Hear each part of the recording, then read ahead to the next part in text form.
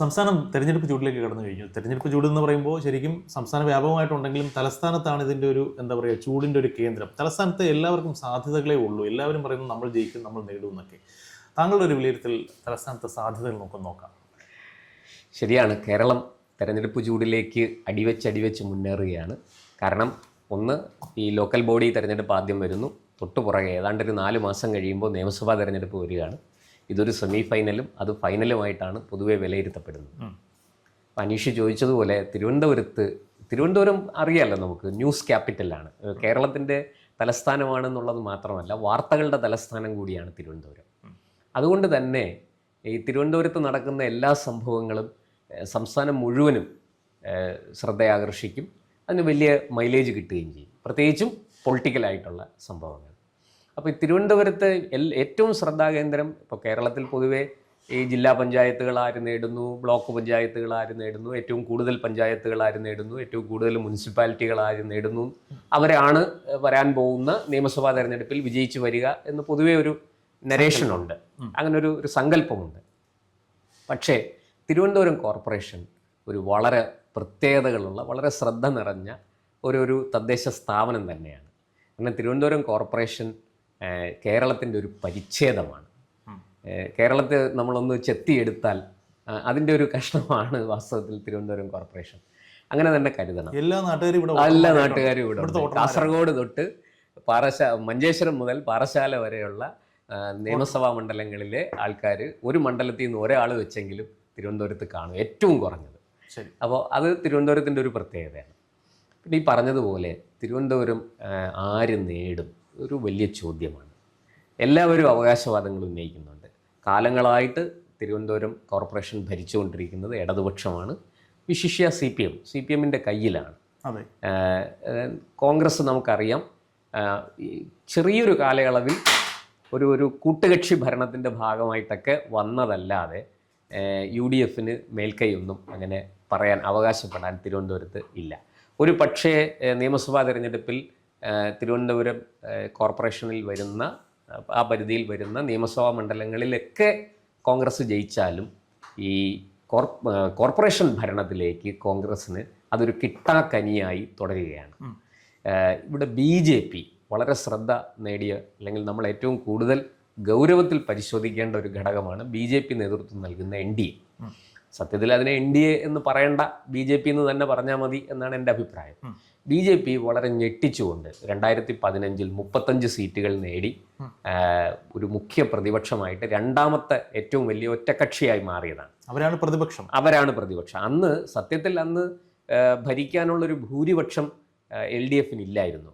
LDFന് 50-ൽ താഴെ സീറ്റുകളെ അന്ന് ഉണ്ടായിരുന്നുള്ളൂ. പക്ഷേ 2020 വന്നപ്പോഴത്തേക്ക് അവർ കേവല ഭൂരിപക്ഷം നേടി. എങ്കിലും അപ്പോഴും BJP അതിൻ്റെ പ്രകടനം ആവർത്തിച്ചു. BJPക്ക് ചില സീറ്റുകളൊക്കെ നഷ്ടപ്പെട്ടു, പക്ഷെ പുതുതായിട്ട് ചില സീറ്റുകൾ കിട്ടി. അവിടെ നിന്ന് 2025 എത്തുമ്പോൾ ചിത്രം കുറെ കൂടെ മാറിയിട്ടുണ്ട്. അപ്പം അതിൽ ഞാൻ കാണുന്ന ഒന്നാമത്തെ കാര്യം, 2015-ലും 2020-ലും തിരുവനന്തപുരം കോർപ്പറേഷനിലേക്ക് UDF കാര്യമായ ഒരു മത്സരം ഗൗരവത്തിലെടുത്തുകൊണ്ട് വളരെ നേരത്തെ സ്ഥാനാർത്ഥി നിർണയം നടത്തി ഏറ്റവും താഴെത്തട്ടിലുള്ള അവരുടെ മിഷണറി ചലിപ്പിച്ച് ജനങ്ങളെ സമീപിച്ച് ഉള്ളൊരു രാഷ്ട്രീയ പ്രവർത്തനം അവർ നടത്തിയിരുന്നില്ല എന്ന് തന്നെ പറയണം. പക്ഷേ ഇക്കുറി അവർ അത് വളരെ ഗൗരവത്തിലെടുത്ത് ഏറ്റവും താഴെ തട്ടിൽ അവരുടെ മിഷണറി ചലിപ്പിക്കുന്ന തരത്തിലേക്ക് UDF പ്രത്യേകിച്ചും കോൺഗ്രസ് മാറി എന്നുള്ളതാണ്. അതിലൊന്ന് ഇടപെട്ട് ചോദിക്കട്ടെ. ഇപ്പോൾ മുൻ MLA ആയിരുന്ന, 2 പ്രാവശ്യം MLA ആയിരുന്ന ശ്രീ ശബരിനാഥൻ, അദ്ദേഹത്തെ പോലെ വളരെ സീനിയർ ആയിട്ടുള്ള ഒരു നേതാവ്, യുവ നേതാവാണ്, പക്ഷേ എന്നാലും ഒരു MLA പദവിയിൽ ഇരുന്ന ഒരാളിനെ കോർപ്പറേഷൻ മേയർ സ്ഥാനാർത്ഥിയായിട്ട് ഉയർത്തി കാണിക്കുന്നത് പാർട്ടിക്കാർ തന്നെ പറയുന്നത് അദ്ദേഹത്തെ ഡിഗ്രേഡ് ചെയ്തതാണെന്നൊക്കെ എതിർപക്ഷം പറയുന്നുണ്ട്. എന്താണ് ഈ ശബരിനാഥനെ ഇറക്കി കളിക്കാനുള്ള അതിൻ്റെ പിന്നിൽ ഒരു ചേത വികാരം? 2-3 കാരണങ്ങളുണ്ട്. ഒന്ന്, കോൺഗ്രസ്സിന് ഇപ്പോൾ തെളിയിക്കണം ജനങ്ങളുടെ മുന്നിൽ, ഞങ്ങൾ വളരെ ഗൗരവത്തിൽ, അതായത് ഞങ്ങൾ ഏറ്റവും ശ്രദ്ധ കൊടുത്ത് ഈ തെരഞ്ഞെടുപ്പ് നേരിടുകയാണ്, ഞങ്ങൾക്ക് ജയിച്ചേ മതിയാവും, ഞങ്ങൾക്ക് ഭരണം പിടിച്ചേ മതിയാവും, ഇവിടെ BJPയെ വളരാൻ ഞങ്ങൾ അനുവദിക്കില്ല, BJPയെ എല്ലാ തരത്തിലും ഞങ്ങൾ പൂട്ടും. കോൺഗ്രസിൻ്റെ വോട്ടാണ് BJPക്ക് പോയിരിക്കുന്നത്. സത്യത്തിൽ അത് അങ്ങനെയല്ല. ഏതാണ്ട് നമുക്കൊരു 80കളുടെ അവസാനം 90കൾ മുതൽ തിരുവനന്തപുരം പട്ടണത്തിൽ കോർപ്പറേഷൻ പരിധിയിലും തിരുവനന്തപുരം അതിൻ്റെ പരിസര പ്രദേശങ്ങളിലും RSSൻ്റെ ശക്തമായ പ്രവർത്തനമുണ്ട്.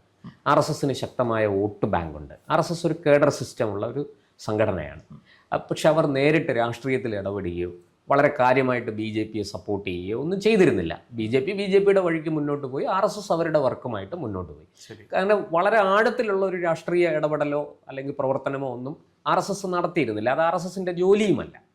പക്ഷേ അങ്ങനെ കടന്നുപോയി ആ 90കൾ മുതൽ നമുക്കറിയാം, ആ കാലത്ത് ഏതാനും സീറ്റുകൾ, ഒരു തിരുവനന്തപുരത്ത് ഒരു 6 സീറ്റ് വരെ BJP ജയിക്കും. കാരണം ആ 6 സീറ്റിലും വളരെ കൃത്യമായിട്ട് അതൊരു RSS കോട്ടകളാണ്.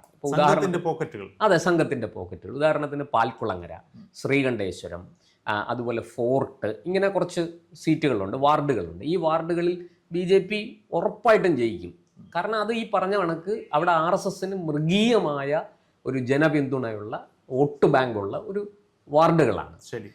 ഈ അവിടെ നിന്ന് അത് കുറെ കൂടെ മാറ്റം ഉണ്ടാകുന്നത് 2010. 2005 എല്ലാ വാർഡുകളും BJPക്ക് നഷ്ടപ്പെട്ടു. പാൽക്കുളങ്ങരയിൽ പോലും BJP തോറ്റു, ശ്രീകണ്ഠേശ്വരത്തേക്ക് തോറ്റു. അത് കഴിഞ്ഞ് 2010 വന്നപ്പോൾ ഈ RSS കുറച്ചുകൂടെ ഗൗരവമായിട്ട് ഇതിനെ കാണാൻ തുടങ്ങി. കാരണം എല്ലാ സീറ്റുകളും BJP ആണെന്ന് കാര്യങ്ങളൊക്കെ നിയന്ത്രിച്ചിരുന്നത്. പക്ഷേ BJPക്ക് വിചാരിച്ചതുപോലെ കാര്യങ്ങൾ ചെയ്യാൻ പറ്റിയില്ല, തോൽവിയുണ്ടായി. തോൽവി സംഭവിച്ചു കഴിഞ്ഞപ്പോൾ RSS കുറച്ചുകൂടെ ഗൗരവമായിട്ട് കാര്യങ്ങളിൽ ഇടപെടാൻ തുടങ്ങി, നിർദ്ദേശങ്ങൾ കൊടുക്കാൻ തുടങ്ങി. അതിൻ്റെ ഒരു മേൽനോട്ടത്തിൽ നടന്ന തെരഞ്ഞെടുപ്പിൽ 2010 BJP വീണ്ടും 6 സീറ്റുകളുമായിട്ട് വന്നു. മാത്രമല്ല അന്ന് ഈ കോർപ്പറേഷൻ ഭരണം, ഇടത് ഭരണം കേവലം 51 സീറ്റേ ഉള്ളൂ. അന്ന് മേയറെ സപ്പോർട്ട് ചെയ്ത് ഏറ്റവും കൂടുതൽ പല വികസന പ്രവർത്തനങ്ങളും നടപ്പാക്കാൻ സഹായിച്ചത് BJPയുടെ സപ്പോർട്ടോടുകൂടി. അത് തീർച്ചയായിട്ടും നമ്മൾ അതിനകത്ത് തെറ്റൊന്നും കാണണ്ട. BJP അവിടെ ഇടതുപക്ഷത്തെ പിന്തുണച്ചു, അതൊന്നുമല്ല. നഗരത്തിൻ്റെ വികസനം, നഗരവാസികളുടെ സുഗമമായ ജീവിതം, ഇത് ലക്ഷ്യമിട്ടുകൊണ്ട് അല്ലെങ്കിൽ അതിനെ മുൻനിർത്തി BJP ഇടതുപക്ഷവുമായിട്ട് സഹകരിച്ചു. പക്ഷെ അതിൻ്റെ ദോഷം ഇടതുപക്ഷത്തിനോ ഗുണം BJPക്കോ ഉണ്ടായി എന്ന് നമുക്ക് പറയാൻ പറ്റില്ല. 2015 വന്നപ്പോൾ BJP അതുവരെ ഈ പല കോൺഗ്രസ് വാർഡുകളും സത്യത്തിൽ ജയിച്ചുകൊണ്ടിരുന്നത് BJPയുടെ വോട്ട്. കാരണം ഇവിടെ എല്ലാം ഈ മാർക്സിസ്റ്റ് BJP സംഘർഷം അല്ലെങ്കിൽ CPM RSS സംഘർഷം ഉണ്ടായിരുന്ന സ്ഥലങ്ങളാണ്. അവിടെ സ്വാഭാവികമായിട്ടും BJPക്ക് നല്ല സ്ഥാനാർത്ഥി ഉണ്ടാവില്ല. അപ്പോൾ എന്ത് ചെയ്യും? RSS വോട്ട് പ്രത്യേകിച്ച് ആരും ഒന്നും പറയണ്ട, അത് പോയിട്ട് മാർക്സിസ്റ്റ് വിരുദ്ധ ആരാണോ മത്സരിക്കുന്നത് അവർക്ക് കൊടുക്കും. ഇതൊക്കെ ഇങ്ങനെയൊക്കെ നടന്നിരുന്നു. ഇപ്പൊ കളി മാറി.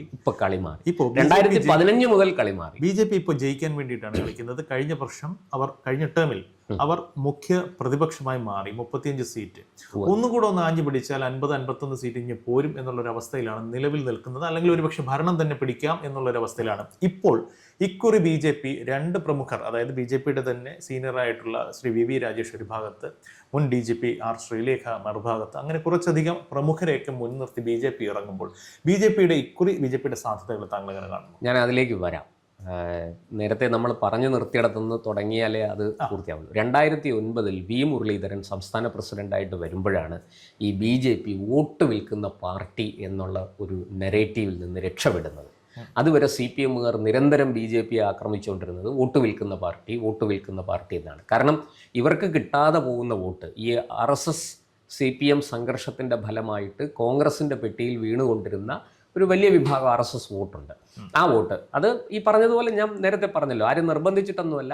ഈ RSS കേഡർമാരുടെ വീടുകളിലെ വോട്ട്, അമ്മമാരുടെ സഹോദരിമാരുടെ ഒക്കെ വോട്ടുകൾ അത് കോൺഗ്രസിന് ചെല്ലുമായിരുന്നു. കാരണം ഇവർ അങ്ങോട്ടും ഇങ്ങോട്ടും സംഘർഷം, വീട് കയറി അടിക്കുന്നു, ഉപദ്രവം ഉണ്ടാക്കുന്നു, ശാരീരികമായി ആക്രമിക്കുന്നു. ഇതെല്ലാം ഇവിടെ ഒരു ഈ എന്താ പറയുക, ഒരു മാനദണ്ഡമായി മാറിയിരുന്നു. അങ്ങനെയാണ് കോൺഗ്രസിന് കാര്യമായിട്ട് വോട്ട് കിട്ടിക്കൊണ്ടിരുന്നത്. അതെല്ലാം കഴിഞ്ഞ് 2009 മുതൽ പതുക്കെ സ്ഥിതി മാറി തുടങ്ങി. BJP വളരെ കാര്യമാത്ര പ്രസക്തമായിട്ട് പ്രവർത്തിച്ചു തുടങ്ങി. ഇപ്പോൾ അനീഷ് പറഞ്ഞതുപോലെ ഇങ്ങനൊരു സാഹചര്യത്തിൽ വന്ന് നിൽക്കുകയാണ്. 2015 2020 അവർ തങ്ങളുടെ കരുത്ത് തെളിയിക്കുകയും നിലനിർത്തുകയും ചെയ്തു. ഇപ്പോൾ BJPയെ സംബന്ധിച്ചിടത്തോളം കോർപ്പറേഷൻ ഭരണം പിടിച്ചേ മതിയാവും. ഒരു ഡു ഓർ ഡൈ സിറ്റുവേഷനാണ്. ഈ ഒരു തവണ കൂടെ അവർ ഇതുപോലെ ഒരു 35-40 സീറ്റുമായിട്ട് പ്രതിപക്ഷത്തിരുന്നാൽ ഒരു പക്ഷേ അടുത്ത വരാൻ പോകുന്ന തെരഞ്ഞെടുപ്പിൽ അത് BJPക്ക് വലിയ വെല്ലുവിളിയായി മാറും. BJPയുടെ നിലനിൽപ്പ് തന്നെ ചിലപ്പോൾ അത് തിരുവനന്തപുരം കോർപ്പറേഷനിൽ ഇത് ജയിക്കാൻ പോകുന്നില്ല, ഭരിക്കാൻ BJPക്ക് സാധിക്കില്ല എന്നൊരു തോന്നൽ ജനങ്ങളിൽ ഉണ്ടാക്കിയേക്കാം.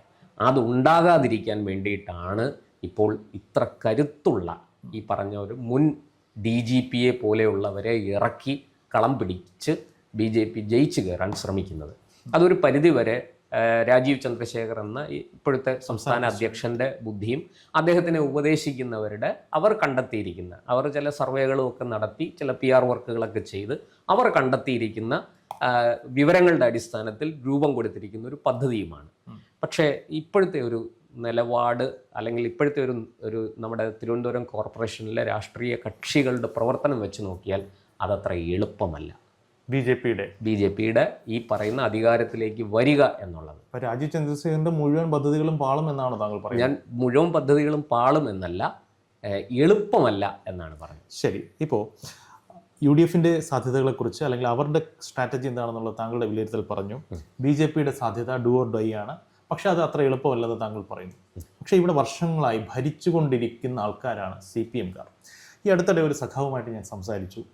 ഇക്കുറി എങ്ങനെയാണ്, എന്തൊക്കെ സംഭവിച്ചു കഴിഞ്ഞാലും CPMനപ്പുറം ഒന്നുമില്ല എന്ന് പറയുന്ന ആ നേതാവ്, ഒരു പ്രാദേശിക നേതാവ് പറഞ്ഞത് കുറച്ച് ദിവസം കൂടെ ഒന്ന് കഴിയട്ടെ, കാരണം CPMും എന്തൊക്കെയോ ഭയക്കുന്നു, അല്ലെങ്കിൽ അത്ര പെട്ടെന്ന് വിജയം ഉറപ്പാണ് എന്ന് പറയാൻ അവർക്കും സാധിക്കുന്നില്ല. താങ്കൾക്ക് എന്ത് തോന്നുന്നു? തീർച്ചയായിട്ടും ഇവിടെ ഏറ്റവും പ്രതിസന്ധിയിലായിരിക്കുന്നത് CPM ആണ്. 10 വർഷത്തെ തുടർച്ചയായ ഭരണം അവരെ വലിയ രീതിയിൽ പ്രതിസന്ധിയിലാക്കിയിട്ടുണ്ട്. ഒരുപാട് കാരണങ്ങളുണ്ട്, ഞാൻ അതിലേക്ക് പോകും. സംസ്ഥാന ഭരണം മാത്രമല്ല, താഴെ തട്ടിലേക്ക് വരുമ്പോൾ നമ്മളൊന്ന് ആലോചിച്ച് നോക്കൂ. അനീഷിനും മനസ്സിലാവും, ഒരു വീട് വെക്കാൻ പെർമിറ്റിന് പോകുന്നു. നമ്മളൊരു 2 വർഷം മുമ്പ് നമ്മൾ അടയ്ക്കേണ്ടിയിരുന്ന തുക എത്രയാണ്? ഒരു ചെറിയ വീട് വെച്ച ആളാണ് ഞാൻ. വളരെ ചെറിയ 35,000-40,000 രൂപ. എന്തൊരു ഭീകരമായ വർധനയാണ്. ഇത് ജനം എങ്ങനെ സഹിക്കും? സാധാരണക്കാരൻ, നമ്മളെല്ലാം മിഡിൽ ക്ലാസ് ആണ് ഇവിടെ കൂടുതൽ, പണക്കാരല്ല കൂടുതൽ, അല്ലേ? പിന്നെയുള്ളത് വളരെ പാവപ്പെട്ട ആൾക്കാരാണ്. ഈ സാധാരണക്കാരൻ, ഈ പാവപ്പെട്ടവനായിട്ട് തന്നെ തുടരാം, പണക്കാരൻ അവൻ്റെ പണം കൊണ്ട് പിടിച്ചു നിൽക്കാം. പക്ഷേ ഈ മിഡിൽ ക്ലാസ് എന്ന് പറയുന്നത് അഭിമാനം സംരക്ഷിക്കാൻ മുണ്ട് മുറുക്കി കൊടുത്ത് ജീവിക്കുന്ന ഒരു വിഭാഗമാണ്. അവരെ സംബന്ധിച്ചിടത്തോളം വലിയ അടിയാണ് കിട്ടിയിരിക്കുന്നത്. അതുപോലെ വീട് നിർമ്മിച്ചു, വീട് നിർമ്മാണം എങ്ങനെയെങ്കിലുമൊക്കെ ഉള്ള സ്വർണം വിറ്റും കടം വാങ്ങിയും ലോൺ എടുത്തുമൊക്കെ വീട് നിർമ്മാണം പൂർത്തിയാക്കി. TCക്ക് ചെല്ലുമ്പോഴും ട്രിവാൻഡ്രം കോർപ്പറേഷൻ്റെ ലൈസൻസ് നമ്പർ കിട്ടണമെങ്കിൽ നമ്മൾ എന്തുമാത്രം പണമാണ് ഇപ്പോൾ അടയ്ക്കേണ്ടത്? ചെറിയ തുകയാണ്. ഒരു 6 വർഷം മുമ്പ് വീട് വെച്ച എനിക്ക് ഇത്രയും ബുദ്ധിമുട്ടോ പ്രശ്നങ്ങളോ ഉണ്ടായില്ല. ഇന്ന് അതേ സ്ഥാനത്ത് ഞാൻ ഇന്നൊരു വീട് വെക്കാൻ പോവുകയാണെങ്കിൽ എനിക്ക് ഇതിന് തന്നെ 10,000 കണ്ടെത്തണം. ഉദ്യോഗസ്ഥരുടെ അഹങ്കാരം വേറെ. അത് ഉദ്യോഗസ്ഥരുടെ അഹങ്കാരം എന്ന് പറഞ്ഞാൽ ഈ ഉദ്യോഗസ്ഥർ ഒട്ടുമുക്കാലും 90%, 99% LDFന്റെ അല്ലെങ്കിൽ CPMന്റെ യൂണിയനിൽപ്പെട്ട ആൾക്കാരാണ്. ഇതെല്ലാം പിന്നെ ഇതിനെല്ലാം പുറമെ നഗരസഭയിൽ, തിരുവനന്തപുരം നഗരസഭയിൽ നടന്നിരിക്കുന്ന അഴിമതികൾ പല കാലങ്ങളിൽ, പ്രത്യേകിച്ചും ഇക്കഴിഞ്ഞ 5 വർഷം ഈ മേയർ ആര്യ രാജേന്ദ്രൻ പരമാവധി ഒരു നെഗറ്റീവ് മാർക്ക് മേയറിലേക്ക് വരുന്നുണ്ട്. ഇപ്പോൾ മേയറുമായി ബന്ധപ്പെട്ട് സമ്പാദിച്ചു കൊടുത്തിട്ട് 2 കാര്യങ്ങളാണ് മേയറുമായി ബന്ധപ്പെടുത്തി പറയേണ്ടത്. ഒന്ന്, ആമയിഴഞ്ചൻ തോട്ടിൽ ഒരു വിഷയമുണ്ട്. ഒരു പാവപ്പെട്ട ഒരു സാധു ഉപജീവനത്തിന് വേണ്ടി ആ തോട് ക്ലീൻ ചെയ്യാൻ ഇറങ്ങിയ ഒരാൾക്കുണ്ടായ ദുരവസ്ഥ കേരളം കണ്ടതാണ്. അന്ന് മേയർ ആര്യ രാജേന്ദ്രൻ കേന്ദ്ര സർക്കാരിൻ്റെ പ്രശ്നങ്ങളോ റെയിൽവേയുടെ പ്രശ്നങ്ങളോ എന്നൊക്കെ പറഞ്ഞിട്ടാണ് നഗരസഭ അന്ന് കൈ കഴുകിയത്. അതേപോലെ തന്നെ മേയറും മേയറുടെ ഭർത്താവും കൂടെ ഒരു KSRTC ബസ് തടഞ്ഞു നിർത്തിയിട്ട് ആ ഡ്രൈവർ യദുവിനോട് കാട്ടിയ അതിക്രമം അല്ലെങ്കിൽ അന്നുണ്ടായ വിഷയങ്ങളൊക്കെ CPMന് ഭയങ്കരമായ ഡാമേജ് ഉണ്ടാക്കി കൊടുത്തിട്ടുണ്ട്. അതുകൊണ്ട് തന്നെ മേയറെ ഇപ്രാവശ്യം ചിത്രത്തിലെ നിർത്താതെ CPM മാറ്റി നിർത്തിയിരിക്കുന്നു. അങ്ങനെ മേയറെ മാറ്റി നിർത്തിയത് കൊണ്ട് മാത്രം CPMന് ഉണ്ടായ ഡാമേജുകൾ പരിഹരിക്കാൻ സാധിക്കുമോ? ഇല്ല, അങ്ങനെ അത്ര പെട്ടെന്ന് പരിഹരിക്കാൻ പറ്റുന്ന ഡാമേജുകളല്ല. ഇത് മാത്രമല്ല, വേറെയും ഒട്ടനവധി വിഷയങ്ങളുണ്ട്. ആറ്റുകാൽ പൊങ്കാലയുടെ കഥ എല്ലാവർക്കും അറിയാം. അതുപോലെ അവിടെ JCBയും ഹിറ്റാച്ചിയും വാങ്ങിച്ച് കോർപ്പറേഷൻ്റെ ആവശ്യത്തിന് വേണ്ടി കോർപ്പറേഷൻ്റെ പണം മുടക്കി വാങ്ങിച്ചത് അവിടെ കിടന്ന് തുരുമ്പെടുക്കുന്നു, ഇപ്പുറത്ത് വാടകയ്ക്ക് വീണ്ടും എടുക്കുന്നു. ഇതിലെല്ലാം നഗ്നമായ അഴിമതിയുണ്ട്. പക്ഷേ ഇതെല്ലാം മേയർ മാത്രം കുറ്റം പറയാൻ സാധിക്കില്ല. തീർച്ചയായിട്ടും മേയർ ഒരു കാര്യം ചെയ്യുന്നെങ്കിൽ കൃത്യമായി ജില്ലാ കമ്മിറ്റി ഓഫീസിൽ നിന്നുള്ള നിർദ്ദേശത്തിന്റെ അടിസ്ഥാനത്തിൽ മാത്രമാണ് മേയർ ഇവിടുന്ന് ചലിക്കുന്നത്. അപ്പൊ അങ്ങനെ വരുമ്പോൾ ഇതിന്റെ മോറൽ റെസ്പോൺസിബിലിറ്റി CPMനും ഉണ്ട്, CPM ജില്ലാ നേതൃത്വത്തിനുമുണ്ട്. അങ്ങനെ വരുമ്പോൾ CPMനെ മൊത്തത്തിൽ ജനങ്ങൾ വെറുത്ത് മാറ്റി നിർത്തുക എന്നൊരു സാഹചര്യമാണ് താങ്കൾ പറയുന്നത്. മൊത്തത്തിൽ ജനങ്ങൾ വെറുത്തു എന്നല്ല, CPMന് വലിയ സെറ്റ് ബാക്ക് ഉണ്ട്. ഇതിനൊക്കെ ഞാൻ ഈ പറഞ്ഞ നെഗറ്റീവ് മാർക്കുകൾ, അത് മേയർ സമ്പാദിച്ചു കൊടുക്കുന്നതാകട്ടെ അല്ലാതെ പാർട്ടി സമ്പാദിക്കുന്നതാകട്ടെ, ഏത് വിധേനയും ഉള്ളത് തീർച്ചയായിട്ടും അവർക്ക് ജനങ്ങളുടെ ഭാഗത്ത് നിന്ന് ഒരു തിരിച്ചടി ഉണ്ടാകുമെന്ന് ഞാൻ പ്രതീക്ഷിക്കുന്നു, കരുതുന്നു. മനസ്സിലായി. ഇപ്പൊ താങ്കൾ പറഞ്ഞ വാക്കുകളുടെ രത്നചുരുക്കം എടുത്തു കഴിഞ്ഞാൽ CPM വലിയ പ്രതിസന്ധിയിലാണ്. മേയർ ഉണ്ടാക്കിയ ഡാമേജ്, അഴിമതി, അത്തരം പ്രശ്നങ്ങൾ, വിലക്കയറ്റമൊക്കെ ഒരു ഭാഗത്ത് നിൽക്കുന്നു. BJPയിലേക്ക് വന്നു കഴിഞ്ഞാൽ അവർ കുറെ സ്ട്രാറ്റജികളൊക്കെ പ്ലാൻ ചെയ്യുന്നുണ്ട്. പക്ഷേ അതത്ര ഈസി അല്ല. കുറച്ച് സെറ്റ് ബാക്കിനുള്ള സാധ്യതകളും താങ്കൾ പറയുന്നുണ്ട്. പക്ഷെ കമ്പാരിറ്റീവ്ലി ബെറ്റർ ആണ് UDFന്റെ സ്റ്റേജ് എന്ന് തോന്നുന്നു. UDFന്റെ സ്റ്റേജ് കമ്പാരിറ്റീവ്ലി ബെറ്റർ ആണെന്ന് എനിക്ക് തോന്നുന്നുണ്ട്. ഞാൻ പറയുന്നത് മുൻ വർഷങ്ങളിലെ മുൻ തെരഞ്ഞെടുപ്പുകളെ അപേക്ഷിച്ച് നോക്കുമ്പോൾ അതിൻ്റെ അർത്ഥം കോൺഗ്രസും നേരെ അങ്ങ് അധികാരം പിടിച്ചെടുക്കും എന്നല്ല. ഇവിടെ സംഭവിക്കുന്നത് വളരെ ശക്തമായൊരു ത്രികോണ മത്സരം. തൃശങ്കു ആവോ? വളരെ ശരിയാണ്, കറക്റ്റാണ്. എനിക്ക് അങ്ങനെയാണ് തോന്നുന്നത്. ആർക്കും ഭൂരിപക്ഷം ഇല്ലാത്ത ഒരു അവസ്ഥയിലേക്ക് തിരുവനന്തപുരം കോർപ്പറേഷൻ പോയേക്കാം. ഒരു പക്ഷേ CPMനോ BJPക്കോ ഏറ്റവും വലിയ ഒറ്റക്കക്ഷി ആയേക്കാം. CPM അല്ലെങ്കിൽ BJP ഒറ്റക്കക്ഷിയാകാം. പക്ഷേ തൊട്ടു പുറകിൽ ഇപ്പം രണ്ടാമത് വരുന്ന കക്ഷി ഏതാണെങ്കിലും അവരുടെ തൊട്ടു പുറകിൽ UDF കാണും എന്നാണ് ഞാൻ. ഒരു കാര്യം, കോൺഗ്രസിന് കമ്പാരിറ്റീവ്ലി ബെറ്റർ ആയിട്ടുള്ള സ്റ്റേജ് ആണെന്ന് താങ്കൾ പറയുമ്പോഴും അടിസ്ഥാനപരമായി കോൺഗ്രസിന് താഴെത്തട്ടിൽ ദുർബലമാണ് ആ പാർട്ടി എന്നും അതൊരു ആൾക്കൂട്ടമാണ്, അതൊരു യാഥാർത്ഥ്യമാണ്, അവരുടെ നേതാക്കന്മാർ പോലും അംഗീകരിക്കുന്നതാണ്. ഇപ്പോൾ ശ്രീ K. സുധാകരൻ KPCC അധ്യക്ഷനായി വന്നപ്പോൾ അദ്ദേഹത്തിന്റെ ഏറ്റവും വലിയൊരു ആഗ്രഹം, അതൊരു ആഗ്രഹം തന്നെയാണ് ഇപ്പോഴും, ബൂത്ത് തലത്തിൽ പ്രവർത്തനങ്ങൾ സജീവമാക്കുക. ഇന്നും തിരുവനന്തപുരം കോർപ്പറേഷനിൽ പലയിടങ്ങളിലും ബൂത്ത് തലത്തിൽ പ്രവർത്തിക്കാൻ കോൺഗ്രസിന് ആൾക്കാരില്ല, പോസ്റ്റർ ഒട്ടിക്കാൻ ആൾക്കാരില്ല, ബംഗാളികൾക്ക് കുപ്പി വാങ്ങിക്കൊടുക്കുന്നു, ബിരിയാണി വാങ്ങിക്കൊടുക്കുന്നു, അങ്ങനെ ഉണ്ടാക്കിയെടുക്കുന്ന പ്രാദേശിക പ്രവർത്തനങ്ങളാണ് പലയിടങ്ങളിലും. ഞാൻ അടച്ചാക്ഷേപിക്കുന്നതല്ല, പലയിടങ്ങളിലും കോൺഗ്രസിന്റെ അവസ്ഥ അങ്ങനെയാണ്. ഈ ഒരു മെക്കാനിസത്തിൽ ഓടുന്ന, അതായത് നമ്മൾ മിമിക്രിക്കാരുടെ ഭാഷ പറഞ്ഞ ഒരു നട്ടിലും ബോട്ടിലും ഓടുന്ന ഈ ഒരു സംവിധാനത്തിന് ഒരു ശബരിനാഥനെ മാത്രം വെച്ചുകൊണ്ട് എങ്ങനെ അങ്ങ് കയറി വരാൻ പറ്റും? അവിടെയാണ് നമ്മൾ കോൺഗ്രസിനെ മനസ്സിലാക്കേണ്ടത്. അങ്ങനെ വെറും ഒരു ശബരിനാഥനെ മാത്രമാണോ കോൺഗ്രസ് ഇറക്കിയിരിക്കുന്നത്? നോക്കൂ, ഒന്നാം ഘട്ടത്തിൽ തന്നെ ഏറ്റവും നല്ല ചെറുപ്പക്കാരെ അവർ സ്ഥാനാർത്ഥി, നമുക്ക് ആർക്കും കുറ്റം പറയാൻ സാധിക്കാത്ത തരത്തിലുള്ള ചെറുപ്പക്കാരെ അവരിറക്കിയില്ലേ? ശരി.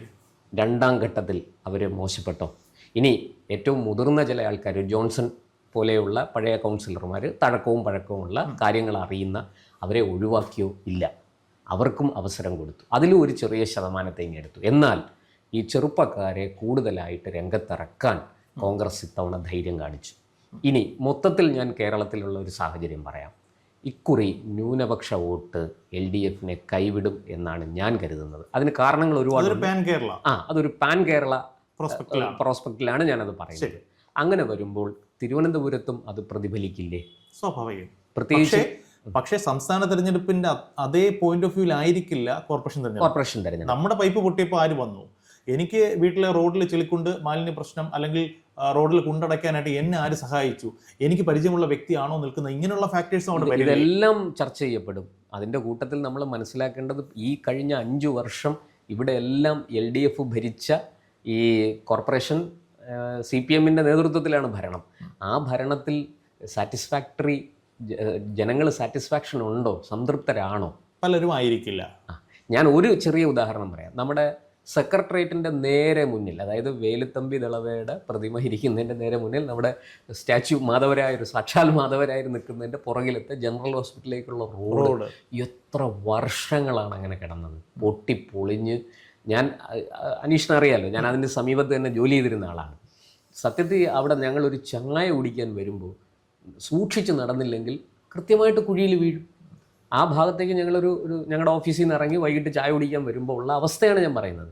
നിത്യവും ആൾക്കാർ, സ്ത്രീകളടക്കമുള്ളവർ അപകടത്തിൽപ്പെടുന്നത് നമ്മൾ നിത്യവും കാണുന്ന കാഴ്ചയാണ്. ഇതെല്ലാം ആ പരിസരത്ത് താമസിക്കുന്നവരാണ്.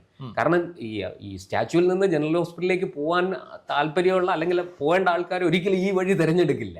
പക്ഷേ ഇവിടെ താമസിക്കുന്ന ആൾക്കാർക്ക് ഈ വഴി തിരഞ്ഞെടുക്കാതിരിക്കാൻ പറ്റില്ല. ഇതുപോലെ പല സ്ഥലങ്ങളും പല റോഡുകളും പലയിടത്തും കോർപ്പറേഷൻ ഭരണം വളരെ വലിയ പരാജയമായിരുന്നു എന്ന് പറയാതിരിക്കാൻ.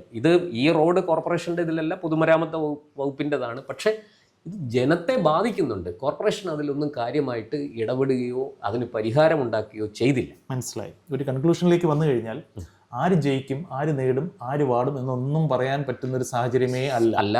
എന്നാലും താങ്കൾ കൃത്യമായി തിരുവനന്തപുരം നഗരത്തിൽ താമസിച്ചുകൊണ്ട് തിരുവനന്തപുരത്തെ നഗര സംവിധാനവും ഭരണ സംവിധാനവും ഒക്കെ നിരീക്ഷിക്കുന്ന ഒരു വ്യക്തി, ഒരു മാധ്യമപ്രവർത്തകൻ എന്നുള്ള നിലയ്ക്ക് ഞാൻ ലേശം കടന്നു ചോദിക്കുകയാണ്, ലേശം ഹൈപ്പോത്തറ്റിക്കലാണ്. ഒരു പ്രഡിക്ഷൻ നടത്താൻ പറഞ്ഞു കഴിഞ്ഞാൽ LDF എത്ര കിട്ടും, UDF എത്ര കിട്ടും, BJP എത്ര കിട്ടും പറയാൻ പറ്റുമോ? ബുദ്ധിമുട്ടാണ്. എന്നാൽ സാധ്യത താങ്കൾ ഞാൻ പറഞ്ഞല്ലോ, വിജയ അതായത് സാധ്യത 52 സീറ്റെങ്കിലും വേണം, കേവല ഭൂരിപക്ഷം. അതിലേക്ക് ആരും എത്തും എന്ന് എനിക്ക് തോന്നുന്നില്ല. അതിലേക്ക് എത്താൻ വേണ്ടിയിട്ട് CPM കിണഞ്ഞ് പരിശ്രമിക്കുന്നുണ്ട്. അവരിപ്പോൾ ചെയ്തിരിക്കുന്ന ഒരു പണി, ഈ ഡീലിമിറ്റേഷൻ പ്രോസസ്സ് വളരെ ഭംഗിയായിട്ട് അവർക്ക് ജയിക്കാൻ പറ്റുന്ന രീതിയിൽ പല പദ്ധതികളും അവരുണ്ടാക്കി. വാർഡുകൾ വെട്ടിപ്പൊളിച്ചു. കാരണം ഇപ്പോൾ BJP ജയിച്ചുകൊണ്ടിരുന്ന സ്ഥിരമായിട്ട് ജയിക്കുന്ന വാർഡ് ഒന്ന് പാൽക്കുളങ്ങര, അതുപോലെ കുരിയാത്തി, ഈ വാർഡൊന്നും ഇപ്പോൾ കാണാനില്ല. അങ്ങനെ ഏതാണ്ട് 4ഓളം വാർഡുകൾ BJP ജയിക്കുന്നതിനെ അവരില്ലാതാക്കി. പകരം അവർ അതിനെ വെട്ടിമുറിച്ച് മറ്റു വാർഡുകളിലേക്ക് ചേർത്തു. അവിടെ BJPക്ക് വലിയ വെല്ലുവിളിയുണ്ട്. ഒന്നുകിൽ അവിടെ BJP ജയിക്കാം, അല്ലെങ്കിൽ കോൺഗ്രസ് ജയിക്കാം. അങ്ങനൊരു സാധ്യതയുള്ള സംവിധാനം പോലും ആയിക്കഴിഞ്ഞു.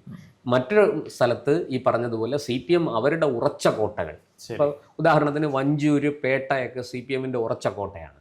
ഈ പേട്ടയിൽ പക്ഷേ ഇപ്പോൾ സ്ഥിതി അങ്ങനെയല്ല. കോൺഗ്രസിൻ്റെ അനിൽ മത്സരിക്കുമ്പോൾ തീർച്ചയായിട്ടും അനിലിന് അവിടെ വലിയ സാധ്യതയുണ്ട്. എങ്കിലും ഞാൻ പറയുന്നു, ഈ ഉറച്ച CPMൻ്റെ DYFIയുടെ ഉറച്ച കോട്ടകളായിരിക്കുന്ന സ്ഥലങ്ങൾ ഏത് വിധേനയും നിലനിർത്താൻ വേണ്ടുന്ന എല്ലാ പണിയും CPM എടുത്തിട്ടുണ്ട്. അത് നമുക്ക് പ്രത്യേകിച്ചും നേമം നിയോജക മണ്ഡലത്തിൽ അവരത് വളരെ ഭംഗിയായിട്ട് കൈകാര്യം ചെയ്തിട്ടുണ്ട്. ചുരുക്കത്തിൽ ത്രിശങ്കുവാണ് 52 സീറ്റിലേക്ക് എത്താൻ സാധിക്കുമോ എന്ന് എനിക്ക് സംശയമുണ്ട്. ഞാൻ ഒരു മാധ്യമപ്രവർത്തകൻ എന്നുള്ള നിലയ്ക്ക് എൻ്റെ വിലയിരുത്തലാണ് പറയുന്നത്. അതിനകത്ത് തെറ്റ് സംഭവിക്കാം. അത് ഞാൻ അങ്ങനെ വെല്ലുവിളിയൊന്നുമല്ല, രാഷ്ട്രീയമാണോ പ്രവചനം ഫലിക്കണമെന്ന്. ഓക്കെ, അതവിടെ നിൽക്കട്ടെ. അവസാനമായിട്ട് ഒരൊറ്റ ചോദ്യം. കഴിഞ്ഞ കുറി CPMന് ഒരു മേയർ സ്ഥാനാർത്ഥി മനസ്സിൽ കണ്ടിരുന്നവർ, പുറമെ പറഞ്ഞാലും ഇല്ലെങ്കിലും 8 നിലയിൽ പൊട്ടി. ഇക്കുറി CPMന്റെ മേയർ സ്ഥാനാർത്ഥിക്ക് അങ്ങനെ ഒരു ദുരവസ്ഥ വരുമോ? നിലവിലെ താങ്കൾ ഈ പറഞ്ഞ വാക്കുകൾ വായിച്ചിട്ട് ചോദിക്കുകയാണ്. ഈ സത്യത്തിൽ എന്തും സംഭവിക്കാം. കാരണം ഞാൻ നേരത്തെ പറഞ്ഞല്ലോ, ഒന്ന് സംസ്ഥാനത്തെമ്പാടും വിശിഷ്യ തിരുവനന്തപുരത്തും തിരുവനന്തപുരം കോർപ്പറേഷനിലും ഒരു ഭരണവിരുദ്ധ വികാരം വളരെ ശക്തമാണ്. കാരണം ഈ ഭരണത്തിൻ്റെ നേട്ടവും കോട്ടവും ഏറ്റവും കൂടുതൽ ബാധിക്കുന്നത് തിരുവനന്തപുരത്തെയാണ്, അതിൽ പ്രത്യേകിച്ചും കോർപ്പറേഷനെയാണ്. അത് വർഷങ്ങളായിട്ട് നമ്മൾ രണ്ടുപേരും ഈ രംഗത്ത് പ്രവർത്തിക്കുന്നവരാണ്, നമുക്കറിയുന്നതാണ്. ഇനി അതുകൊണ്ട് തന്നെ ഈ പറഞ്ഞതുപോലെ CPMന് കാര്യങ്ങൾ ഒട്ടും എളുപ്പമല്ല. ഞാൻ നേരത്തെ BJPയുടെ കാര്യം പറഞ്ഞു, BJPക്ക് എളുപ്പമല്ല എന്ന് ഞാൻ പറഞ്ഞു. പക്ഷെ അതിനേക്കാൾ പ്രയാസമാണ് സത്യത്തിൽ CPMന്. എങ്കിലും അനീഷ് നേരത്തെ ചൂണ്ടിക്കാണിച്ച കോൺഗ്രസിൻ്റെ ദൗർബല്യങ്ങൾ, സംഘടനാപരമായ പ്രശ്നങ്ങൾ, അതൊരു വശത്ത് നിൽക്കുന്നു. ഇപ്പുറത്ത് CPMനാകട്ടെ സംഘടന വളരെ ശക്തമാണ്. പിന്നെ പണം, അവർക്കതിന് യാതൊരു പഞ്ഞവുമില്ല. അതുകൊണ്ട് തന്നെ CPM എന്ത് അടവും പ്രയോഗിക്കും ജയിച്ചു വരാൻ. അവർക്ക് ഇത് അവരെ സംബന്ധിച്ചിടത്തോളം ഡു ഓർ ഡൈ സിറ്റുവേഷനാണ്. ഈ 3 പേർക്കും ഈ തിരുവനന്തപുരം കോർപ്പറേഷൻ ഒരു വഴിത്തിരിവാണ്. ഈ 3 പേരുടെയും ഭാവി നിർണ്ണയിക്കുന്നതിൽ തിരുവനന്തപുരം കോർപ്പറേഷനിലെ ജയപരാജയങ്ങൾ കൃത്യമായ ഒരു റോള് വഹിക്കും എന്നുള്ള കാര്യം തീർച്ചയാണ്. ഏതായാലും നാളെയാണ്. നോക്കാം നാളെ എന്ത് സംഭവിക്കും. അതെ, നന്ദി. കൂടുതൽ വാർത്തകളും വിശേഷങ്ങളും നേരിട്ട് ലഭിക്കാൻ ജനങ്ങളിൽ നിന്ന് ജനങ്ങളിലേക്ക് ജനഭൂമി ന്യൂസ് സബ്സ്ക്രൈബ് ചെയ്യൂ. ബെൽ ബട്ടൺ അമർത്താനും മറക്കരുത്.